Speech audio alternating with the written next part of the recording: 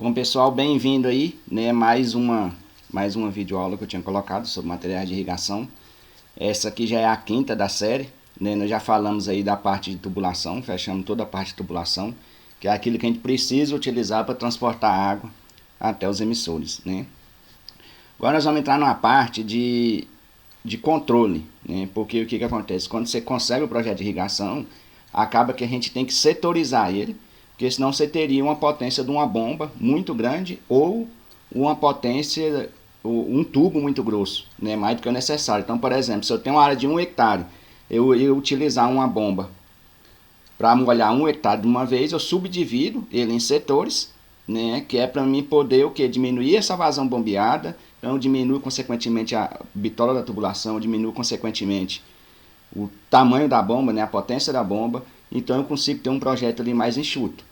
É lógico que a gente tem um limite ali da quantidade de setores, que você tem que ter uma certa quantidade de horas de bombeamento e casar isso daí com o horário verde, né? Porque você tem um desconto ali da energia para irrigar durante a noite. Então você poderia usar uma parte durante o horário verde e estender alguns meses do ano ali para conseguir chegar no ótimo ali, né? Que tanto é se ficar só no horário verde, quanto mais você diminui esse tempo, né? Consequentemente, mais caro vai ficar o seu projeto. Quanto mais você aumenta esse tempo de bombeamento, ele vai ficar mais em conta. Aí você tem que casar isso daí também com o consumo de energia, né? Ver o ótimo, certo? Então aqui seria mais uma etapa da parte de materiais de irrigação. Nós vamos falar agora da parte de válvulas, né? Hidráulicas e elétricas. Então, deixa eu reduzir aqui um pouco. E vamos lá, pessoal. Né? Então a válvula ela é nada mais do que uma forma de você substituir o registro para controlar o setor, né? Então eu peguei meu projeto, que era lá para 1 hectare, e subdividi ele, por exemplo, em 4 ou 6 setores. Vamos colocar 6 setores. Então você tem duas formas de ir funcionar e alternar um setor com o outro. Uma, né, que é sem automação nenhuma, certo? Que é o registro. Você vai lá, abre um registro, funciona aquele setor 1 hora e meia, dependendo da lâmina que você for aplicar. Aí você vai no segundo setor, abre o registro e volta e fecha aquele primeiro que você abriu. E aí você vai fazendo isso aí na sequência, certo? Aí, para substituir isso daí, foi desenvolvido o que? As válvulas de controle. Ela nada mais é do que como se fosse um registro que você pode automatizar. É lógico que existem outras funções, né? Estou resumindo aqui. A válvula nada mais é do que um registro, hidráulico ou elétrico. Ele vai abrir e vai fechar, vai permitir o fluxo de água ou vai interromper, né? Então, com isso ele permite, usando esse sistema, que seria nada mais do que uma automação, né? Mas aí nós vamos falar nessa primeira etapa na parte de válvula, depois nós vamos falar sobre depois a gente tem a parte de programador ainda, né? Então ele nada mais do que permite automação, abertura e fechamento, certo? Existem outras funções para a válvula que a gente vai falar aqui na frente também. Bom, o que é a vantagem de você utilizar a válvula de automação? Uma é irrigar durante a noite, né?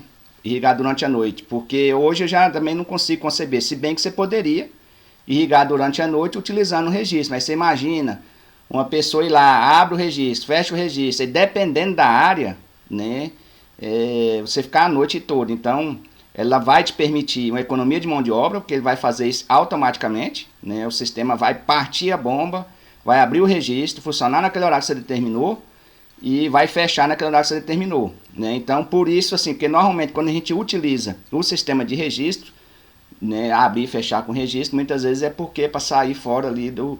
Às vezes, normalmente não está utilizando o horário verde, né? Então, uma possibilidade é essa, economia de mão de obra, irrigar durante a noite, né?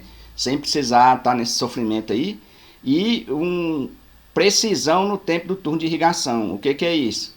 Se eu programar minha bomba para partir, por exemplo, às 9 horas da noite, ela vai funcionar 1 hora aquele sistema. Quando der 10 horas, ela passa para o segundo setor.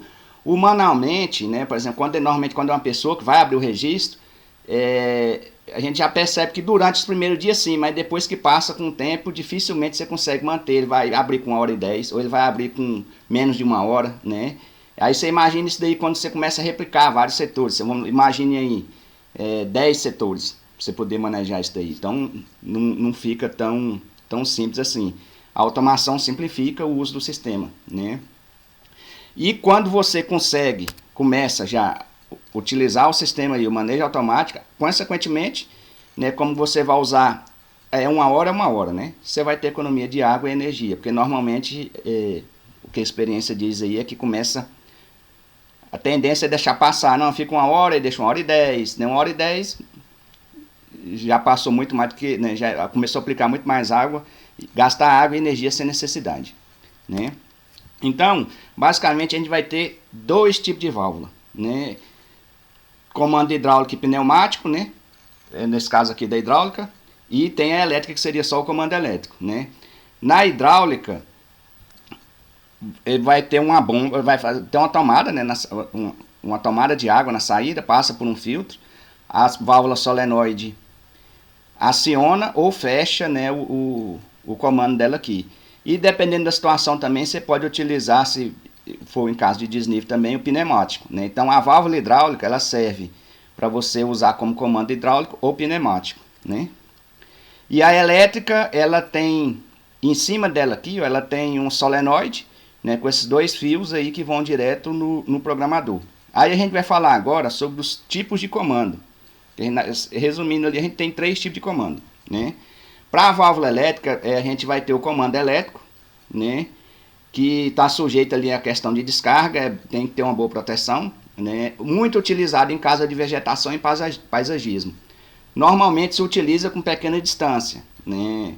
Hortaliça também dá para utilizar, né? Normalmente assim, o que eu mais utilizo, esse tipo de automação, é quando é na área de paisagismo, né? Que as distâncias ali são mais curtas, né? E basicamente você teria ali a válvula elétrica. O outro tipo de comando seria o hidráulico, que é o mais comum, principalmente para campo aberto, para quem vai irrigar uma extensão ali maior, né? O comando nada mais é feito do que por água, né? Vai direto na válvula e em torno, o desnível ali, se você fazer direto, em torno de 10 MCA, para mais ou para menos. E existem dispositivos, né, que você vai poder replicar esse sinal aí, né? E a distância normalmente até 1.200 metros de distância. O pneumático, né, ele vai resolver esse problema com o desnível aqui, né? Elimina a questão da descarga elétrica, se for no caso fosse comparar ali com o elétrico, né? E só que ele tem uma desvantagem, você vai ter que utilizar, além do sistema comum ali no hidráulico, um compressor e o relé hidráulico, certo? Uma outra desvantagem do pneumático é a dificuldade de localizar possíveis vazamentos, né? Então aí a gente tem ali, ó, os 3 tipos de comando: elétrico, hidráulico e pneumático. De acordo com a sua necessidade ou o tipo de desnível do terreno ali, se for alto ou baixo, você utiliza um ou outro, e existe uma série de acessórios aí no uso da automação.